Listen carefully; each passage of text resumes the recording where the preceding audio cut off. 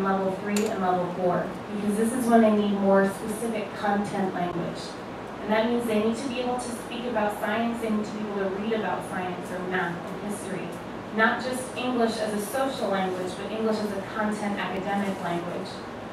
The student isn't going to do well in biology class if they don't know how to read about biology, if they don't know how to write about biology. So we need to prepare them before they leave the program in all areas, science, math, history, and literature. I'm going to touch it. I want to touch the board. Okay, so this is just what a report will look like, and this is what we receive, and we can see their listening, speaking, reading, and writing scores. And when we receive the score report, we decide what their schedule will be like for the next year and what classes they need to take. And here are the different classes. So this is, this is just for junior high school, 7th and 8th grade. If a student is a level 1 or a level 2, they have 2 beginning English classes, an ESOL history class, ESOL focus science, and if their math skills are weak, maybe they don't have math skills as a 7th grader, they have maybe 3rd grade math skills, which is common. At least in my school, a lot of students do not have good math skills, and they take the ESOL fast math. And in the class, like this is what I teach, focus science. So I teach science, but it's at a level of English that's more simple, so they can learn English and learn science at the same time. So I'm not a certified science teacher. I did not get a degree in science, but I have my degree in ESOL, so I know how to look at a science book and make it more friendly for someone who is learning English. As the student progresses, they have less and less ESOL support. Claudia teaches academic language, which is more of a middle level class. And then they also have an English ESOL support class. If a student needs extra help in reading or in math, they will also have a reading or math support class. Does anyone have any questions about this?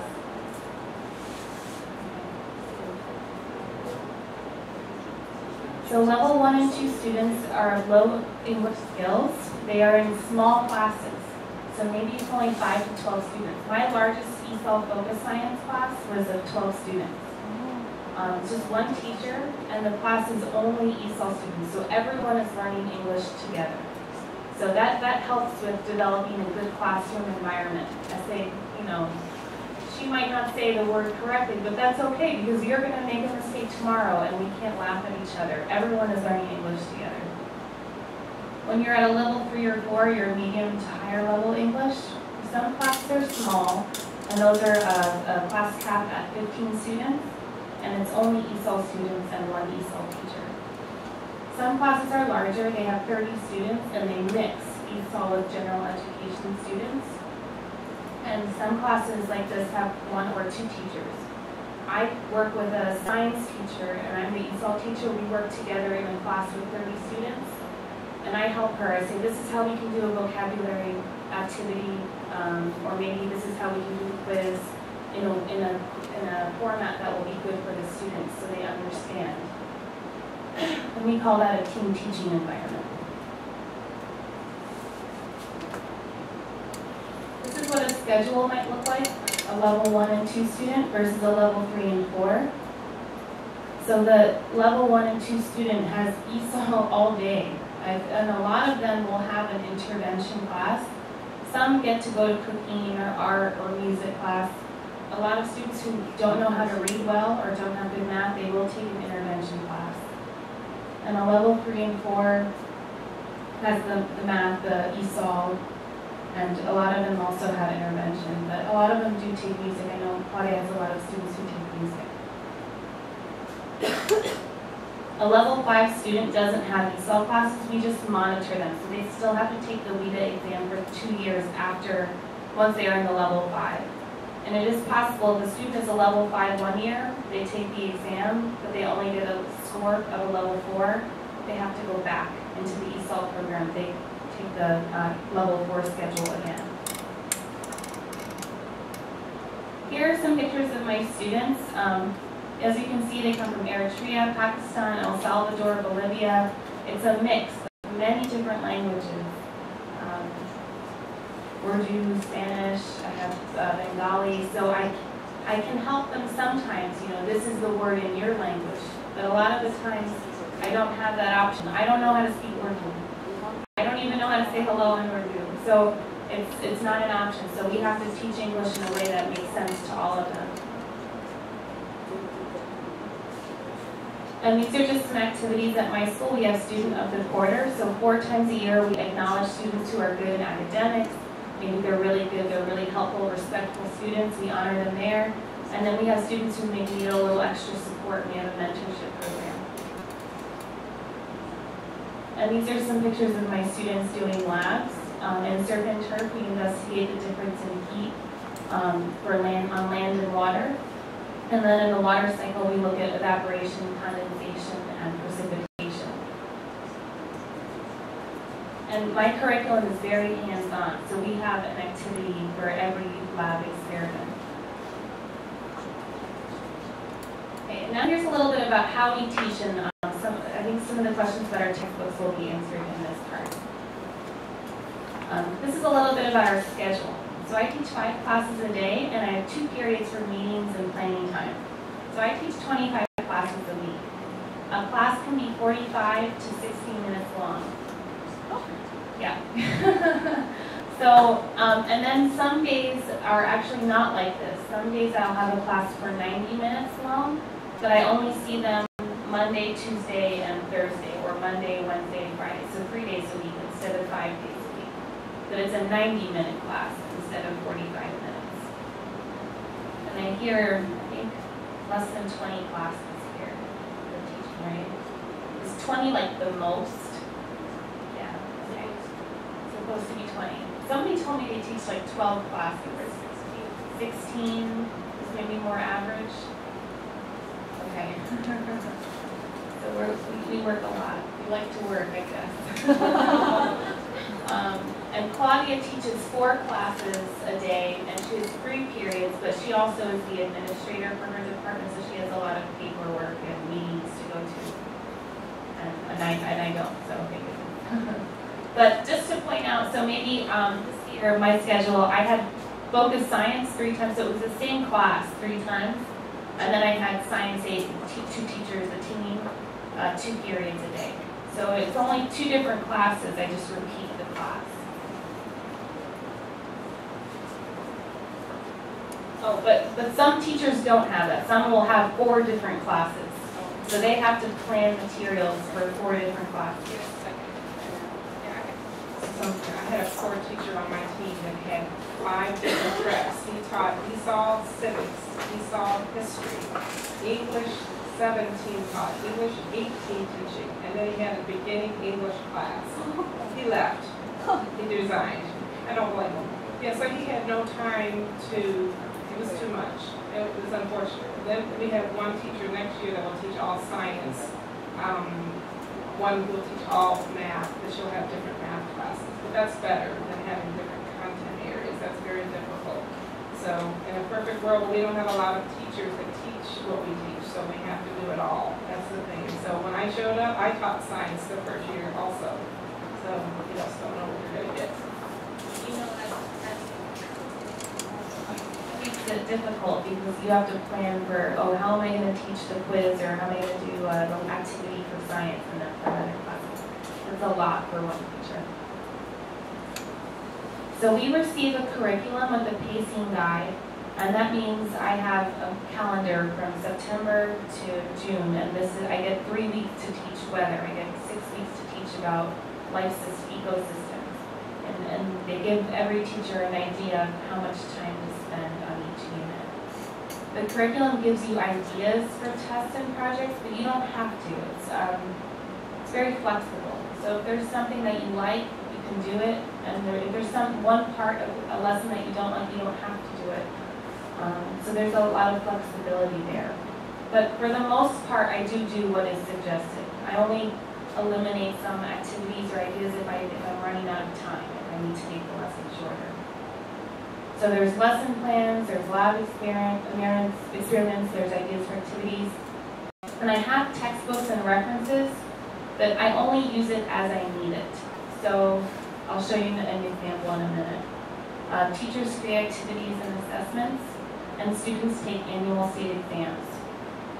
I teach 7th and 8th graders combined in one class, but my 8th graders have to take the science state exam in May.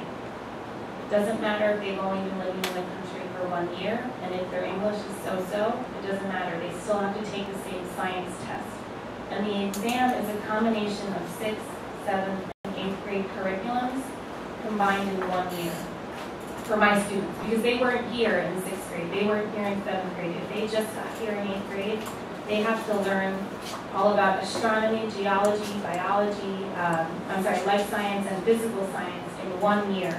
And all of that material is on the state exam in May.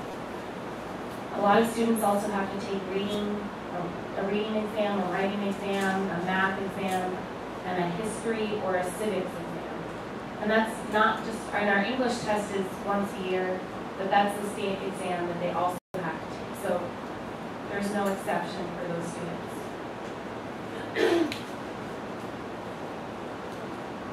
So we have a website that we use, and this is where we can find all of our materials.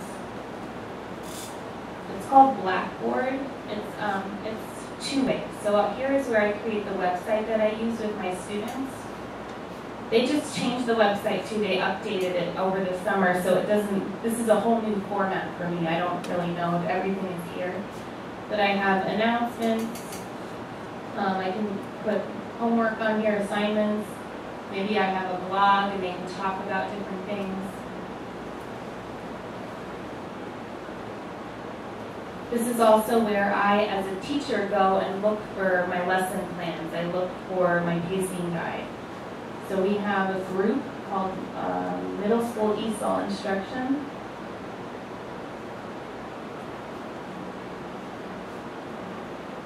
And here's my class, Focus Science.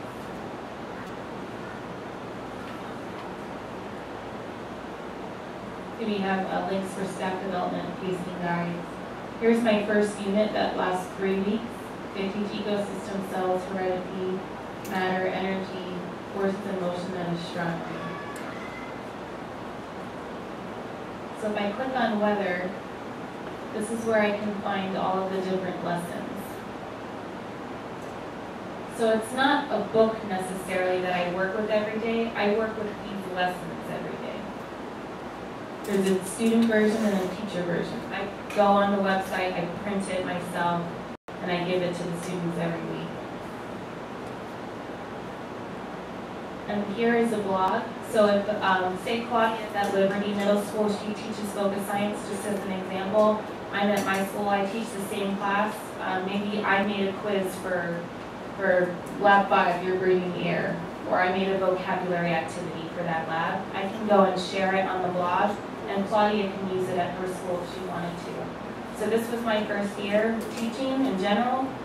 I went on the blog, I copied everything that was already there from the other teachers, and it helps. Like I had a whole folder full of options already available for me to help teach that class. So the blog is great.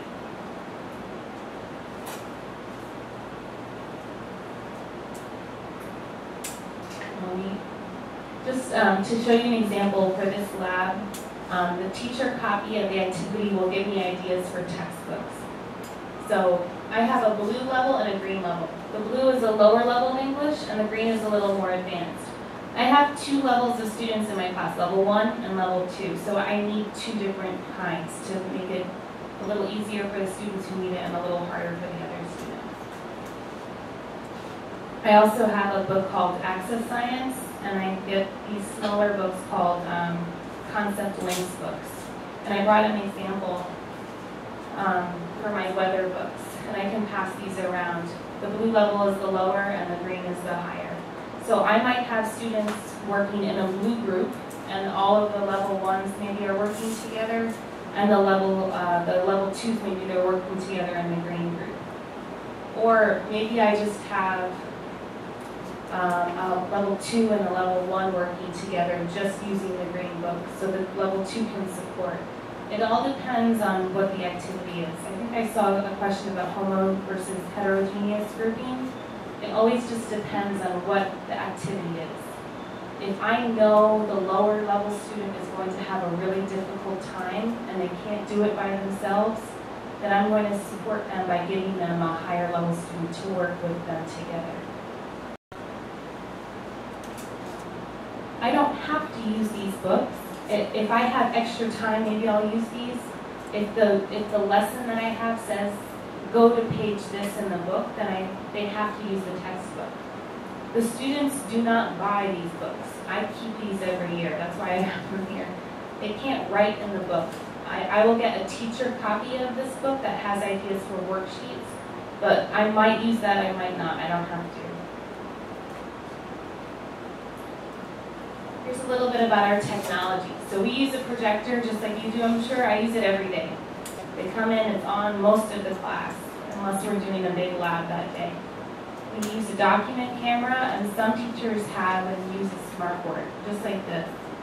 But I see your smartboard's not connected right now, but do your teachers use these smartboards?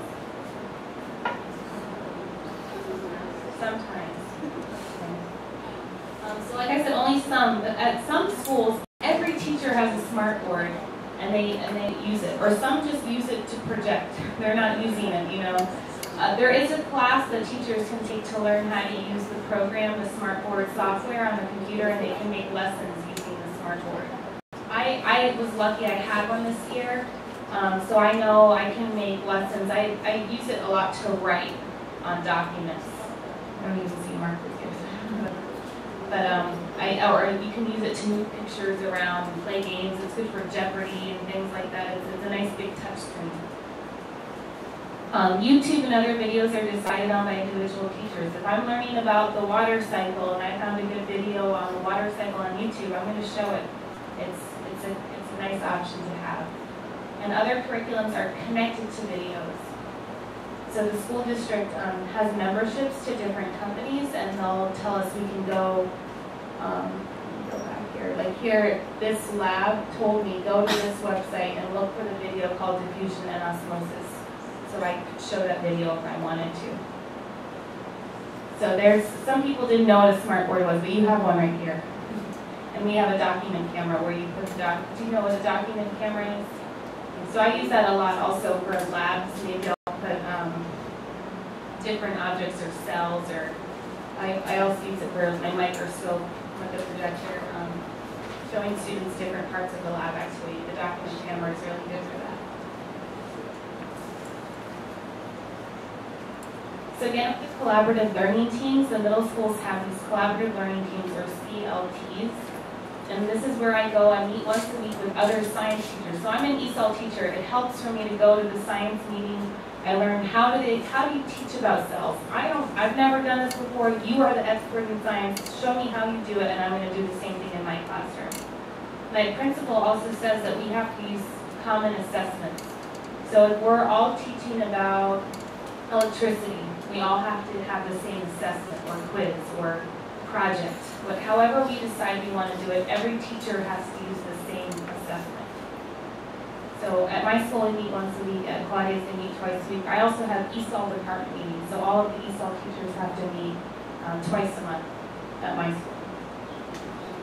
So that's where we have the two different teachers.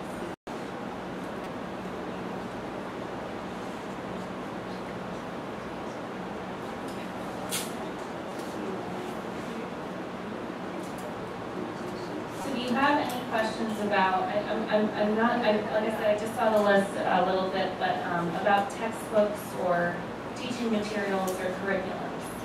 Here's our time to share. Since I've been teachers in America, we have to...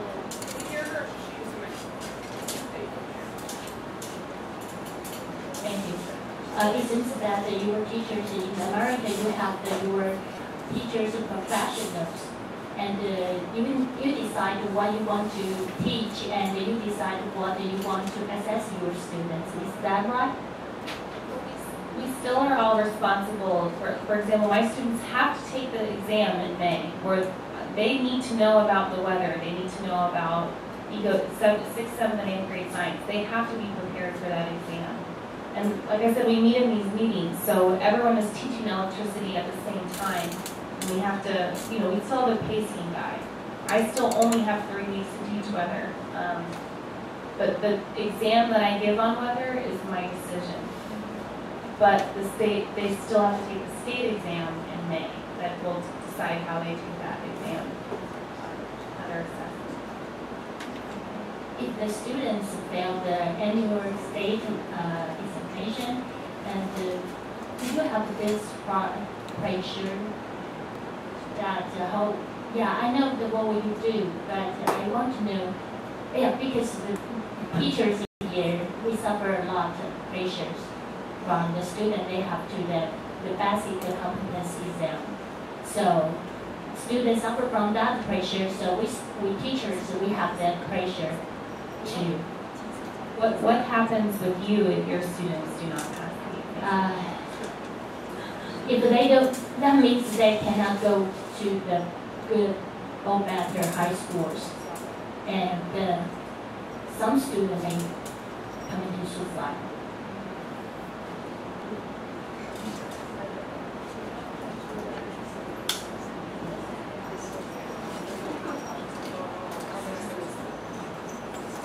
But how about the teachers? How about the teachers? Well, that's what you're asking me. I want you to tell me first. I think I've done my best to help them. So I will do everything I can do. And that's their destiny. It's not my business. That's what I think. But well, and I think it's the same, where we know that we do our best to prepare the students for the exam in English and in science for my case. I know I do what I can to teach them in a way that's engaging, in a way that's fun, in a way that will also teach them what they need to know for that exam. I have standards. So we have a list of standards that tell me students will understand and explain the water cycle. And the way I teach that is with the lab, and we do the thing with, it's like a water heater, and then, you know, they do the experiment, they answer questions about it, I give them a quiz, or maybe they have to write sentences about the water cycle, until they demonstrate to me that they know, and then we can move on to the next topic. They need to know how to describe the water. They need to see a picture and explain what's happening in the picture. But if the student fails, and that happens because my students, it's still a difficult exam. I can show you.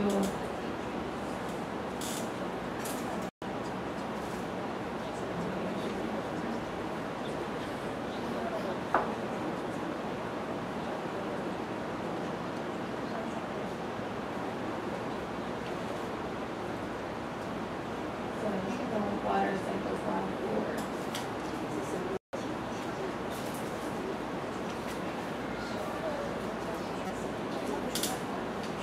We have these e-card assessments that are available online, and the teachers can give these to their students to practice for the exam. And they're multiple choice questions. So given a cold ocean on a warm day, choose the diagram below that shows the correct flow of thermal energy. That's difficult English for a student that's been in the country for 1 or 2 or 3 years, which is typical for my students. That's difficult. So they not only need to know the science of this question, they need to know the English of this question. And that's the challenge that I face. But I know I do my best, and only out of my level 1 and 2 students, only 33% passed. But that's the best they can do, and I know that they tried their best, and they still go to high school. They still can. A lot of the students still choose the same high school, and we have a really excellent vein of TJ. We have a really good school, and maybe they can't go to the really good school, but they need to improve their English before they're ready. Maybe they're very smart, and they can explain that in Chinese, but they can't say it in English yet. They're not ready. And that's something that we understand as teachers, and hopefully I'm saying we understand that as a school district. But I give these tests to my students to practice for the exam, but I don't use it in their grade. I say, I know that's very difficult, this is just practice. But maybe I don't tell them that, I don't know. sometimes I tell them, I say, this is practice because we have a real exam in May. And I started to, once I decided maybe in April, I thought they're ready now. I think they have better English, we're more prepared. And we practice these in class together before we take an exam that's multiple choice. I want to make sure they know how to look at a question and decide, what does that question mean? Because that language is crazy. What does that mean? I don't know what that means. So we practice every day. And I saw in your books you have warm-ups. My warm-ups are also questions just like that, so we know how to practice together before they take the exam. Thank you. That was a long answer. It's quite good. Because Taiwan is an exam-oriented country. So I think our education system has been tweaked for a long time. And it's really quite good for you to have the right English teaching method and the teaching attitude. Thank you very much. Oh, this is good. She's got an example of this is our actual evaluation form of how we are appraised as teachers. When I sit down and say, was she a good teacher or not? This is what she was expected, and I am as well.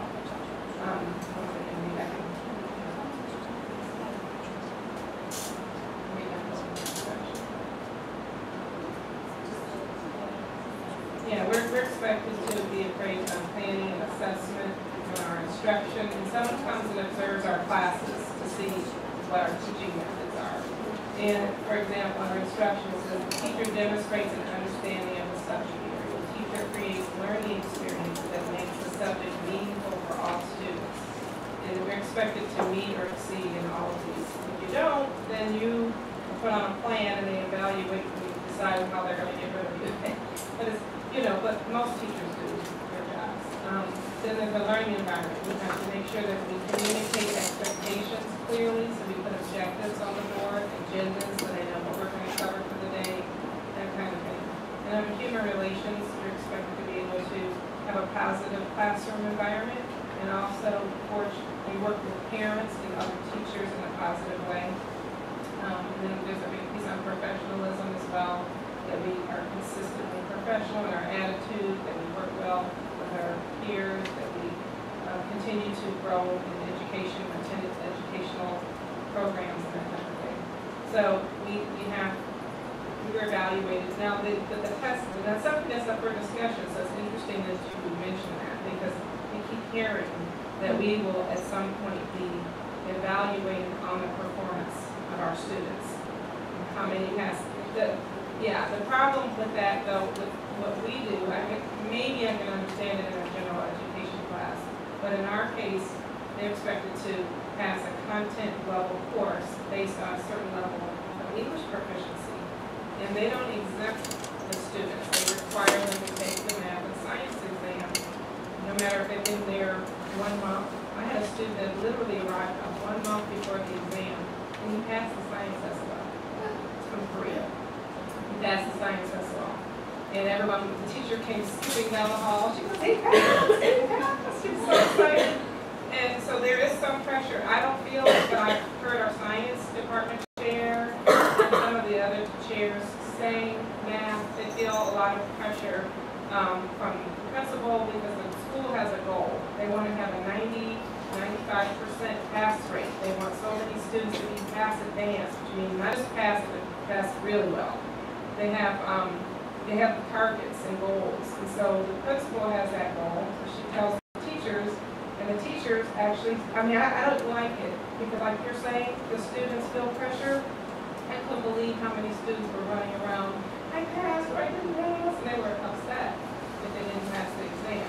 Now in our case, they still move on to the next grade, for the most part, unless they failed the class and the exam, and maybe in several subjects, they might be retained after the grade. That doesn't happen often. High school, you will not graduate from high school unless you pass the state exams and all of the classes. So there's more pressure, I think, at the high school level than at the junior high for us.